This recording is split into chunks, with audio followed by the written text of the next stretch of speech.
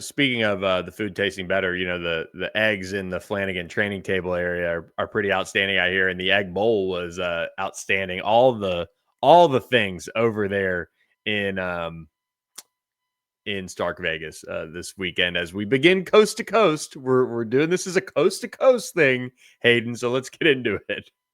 Man, the Friday was a great day of college football. It was. It really was. You got the turkey in, you had your leftovers, and you were able to watch the Egg Bowl, as we now know was Lane Kiffin's last game as head coach of the Rebels. And for Ole Miss to cap off an 11-win season that's never been done in the state of Mississippi, they take down the Bulldogs in Starkville 38-19.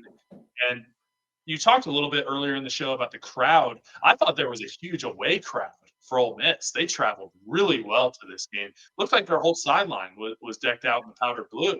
But the story of this game is not the on-field, it's the freaking circus surrounding the Lane Kiffin controversy. All the reporters and broadcasters, they couldn't talk about the game. All they could talk about was, is Lane leaving? Is he going to LSU? Which we know as of Monday night when we're recording this, obviously, yes, he is the head coach at LSU. He was introduced today. And kudos to the players. They blocked out the noise. They got a win over what would have been probably one of the more embarrassing losses in Ole Miss history, to go lose to Mississippi State when you had all that on the line. You could have played for an SEC championship if the cards had fallen your way. They're potentially going to host a college football playoff game. We don't know how the committee is going to respond to Lane Kiffin leaving, but great job by the Ole Miss players, staff, for still treating this game very seriously and getting a major win among one of the bigger stories and distractions that's been going on for the better part of the last 2 months. Yeah, it really has been kind of a wild situation over there. I mean, I've posted before that I thought that Pete Golding would be a very natural fit, for the job over there, and if it did ever come open with Lane Kiffin, that's the thing is like, seeing this season unfold for Ole Miss and seeing as the way I did, it was really one that you could kind of see the wheels turning, that maybe he's going to stay there. Maybe that's going to be where he rides out his career, at least for maybe a decade plus, and kind of spends that amount of time there, sees his kids graduate from Ole Miss, all those things. And, just didn't happen. And look, I think there's a bunch of things that can be true at once with, the Lane stuff. I think there's very little doubt that LSU is a top 3 job. I would say number 1. Okay, yeah. I mean, I think it's number 1. I covered it. I know there are others that have had maybe more success or whatever recently, but it's hard to argue. Like Brian Kelly was the first 3 straight head coaches had won national championships, and then BK screwed it up, down there.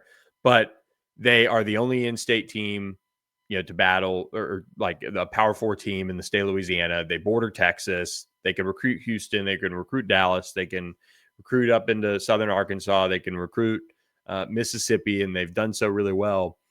And you never for 1 second ever have to worry if you're ever going to have enough money to win there. Even before NIL and rev share, like, they just fire people. I mean, and that's what Lane is. That's also what Lane is giving up.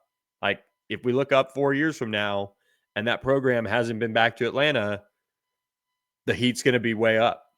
4? I mean, it just is. What? I think you're saying no. I mean 3 too. now? But like, yeah. I do think Lane, because of kind of who he's been around and his stops along the way, I think he gets it a little bit more. I mean, like being with Nick Saban, having been, around, like at Tennessee, just all of those things. I just think he gets it. So it's not going to be as like, this guy clearly doesn't even care, let's get him out of here kind of situation. He just is. I see why Lane left. At the same time, I see why he probably shouldn't have left. I said I don't think he should leave. I mean, I don't think you should mess up something like that. Especially the team he had, the situation they were willing to give him. But I totally get it. And he said this today at his press conference. And I said this on Twitter a couple of weeks ago, or maybe last week. You can't, like, the whole issue with these coaches right now are the non-competes. Like, it's so dumb that we don't have NFL style non-competes and rules in place that can't just push us to the end of the season. And especially now when you have college football teams that are building out these scouting and management departments that are recruiting the players for you, in a sense. Like, the coaches are too, but like, Lane Kiffin could have very well, like, hey, can't talk to him, can't do anything, whatever. Like, I'll handle this in the offseason. And that's all he has to say. Like, right now it's a non-starter, because guess what? If you had those NFL style deals, it would be a non-starter. If teams are tampering, that's a big freaking deal. You know what I mean? And so that's where college, maybe somehow we can get to a point, but I don't know. It was always going to be a lose-lose situation on no matter how the departure played out. And I want to be careful how I word this. I was not going to be one that would shill for Lane to be able to coach that team because he was the LSU coach. But I also think in this day and age, kids, or the players or whatever, if they were going to go, they're going to go anyway. Like, maybe that's a little bit naive.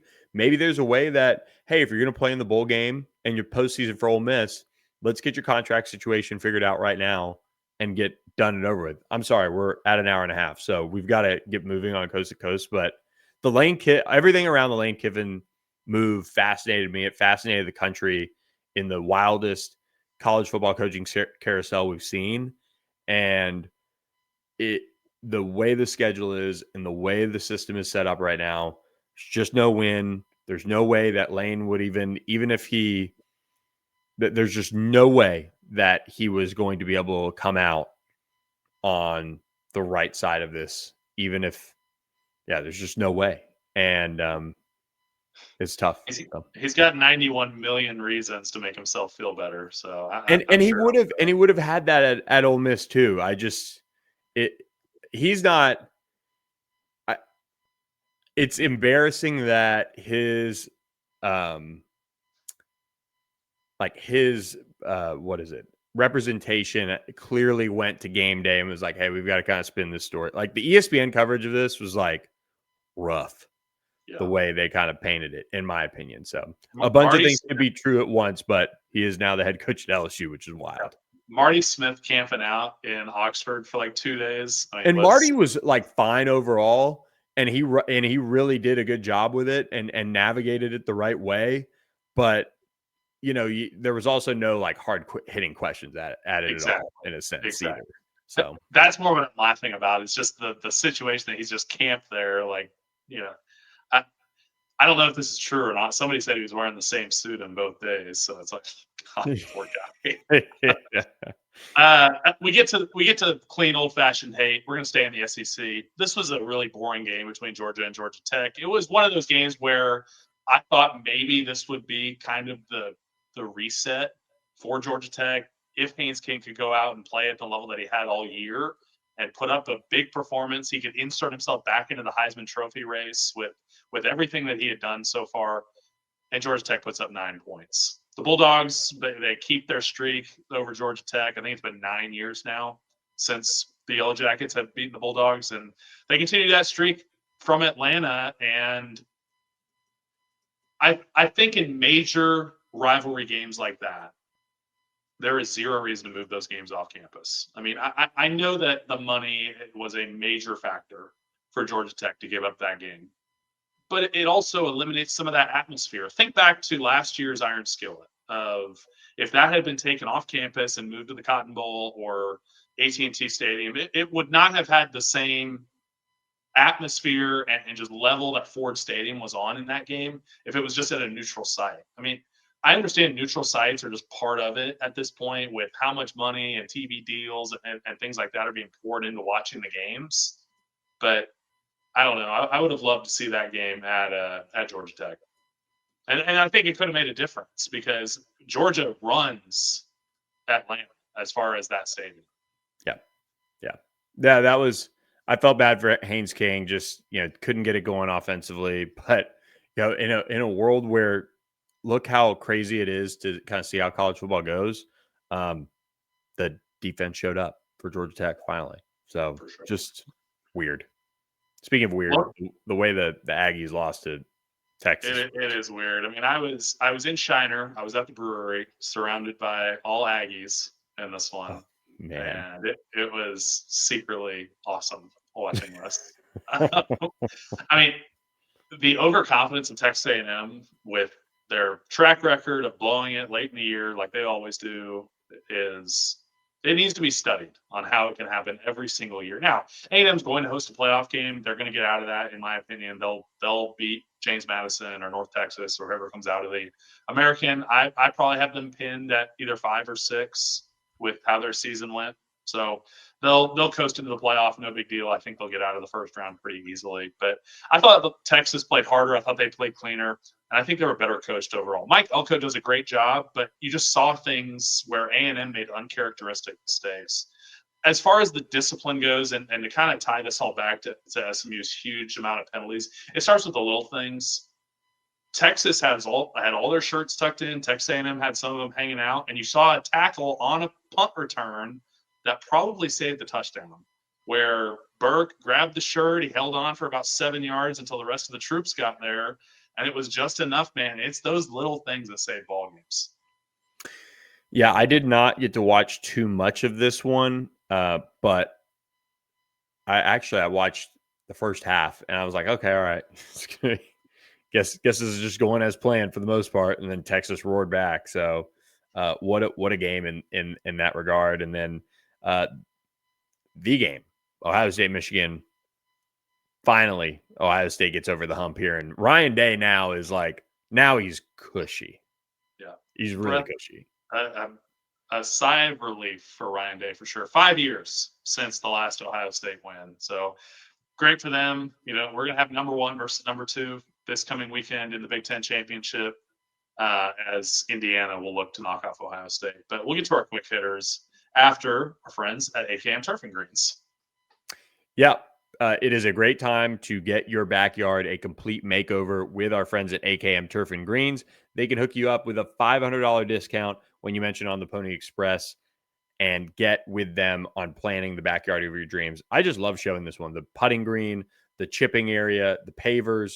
And the only thing that would make it better is if they could show you some of the pool work that they've done. And so we'll get a fresh video here. But our friends at AKM Turf and Greens doing an incredible job. So go to akmturfandgreens.com today and learn more about how they can completely redo your backyard and make it the backyard of your dreams. So get that on deck as we wrap up here with a little coaching carousel news that has rolled in over the last weekend as well. I feel like that's all the quick hitters is. I mean, the only thing I can even think of would be the Army UTSA brawl post game as Jeff Traylor gets a little chippy with Jeff Monken over there. I But did not see that. yeah, you can look it up if you haven't seen it. I don't know if they're going to exchange many pleasantries at next year's game. But John Summerall takes the Florida Gators head coaching job. He's going to leave Tulane after just 2 seasons, but it's going to be an American Conference Championship where neither head coach is going to be there next year. As Eric Morris is heading to OK State, obviously Summerall is going to take the job in Gainesville, and unfortunately, now that's the American Conference. I think SMU got out at the right time because all of the Really? top coaches end up leaving. I mean, Yeah. Ryan Silverfield. And look, I love Ryan Silverfield, but he's leaving Memphis for Arkansas. He's never been to an American Conference championship game, and he gets a big job in the SEC. Alex Golch as well, leaving USF to go take the job at Auburn, another big job.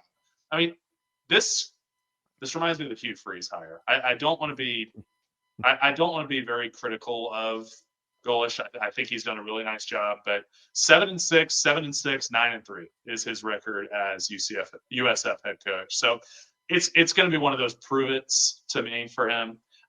I am a big fan of the Michigan State hire. Yeah. I think it was weird.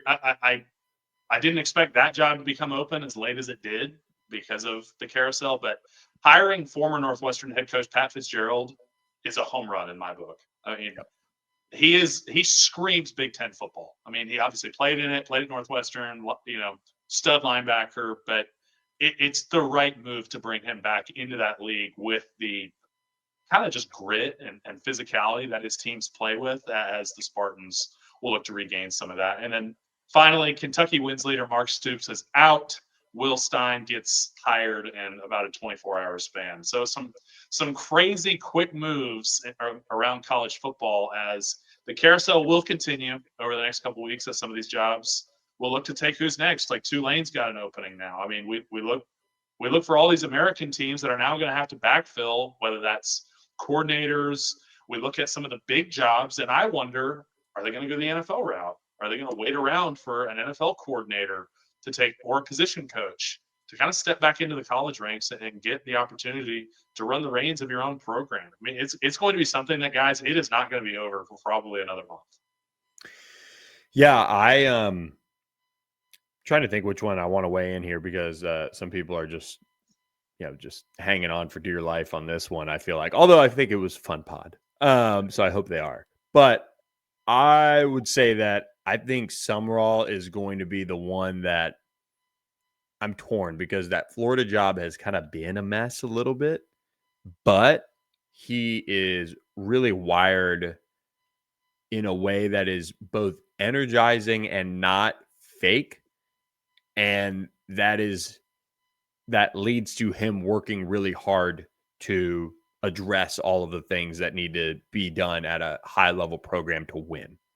And so if he can nail his offensive coordinator hire, which Joe Craddock, former SMU offensive coordinator, is his offensive coordinator at Tulane, but there's been some rumors that they're going to go take a shot at like a Buster Faulkner at Georgia Tech. They're going to go maybe, see if they can go big game hunting.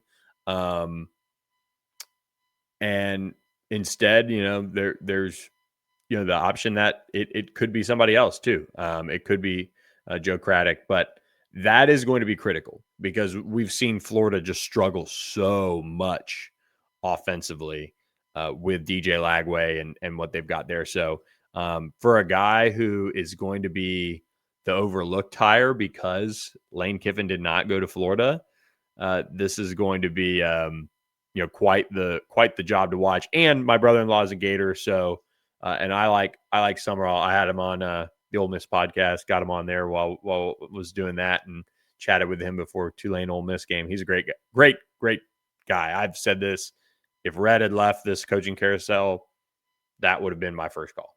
Is John Summerall. Tulane gets some pretty high quality character guys when they fill their head coach vacancies, which is definitely something to be said. They might be. Well, I don't want to do this again, because last year John Summerall should have gotten the North Carolina job, and he was going to get the North Carolina job, and then some people over there pulled rank and went out and went rogue and hired Bill Belichick, and so he ended up staying at Tulane. But I said this when that job was looking like it was coming open, that Blake Baker, the LSU defense coordinator, would be a natural fit there. Blake Baker's kind of wired similar to John Summerall, so I'll be interested to see. I did see a report that he was interviewing over there in New Orleans this Monday, so be interested to see who Tulane gets.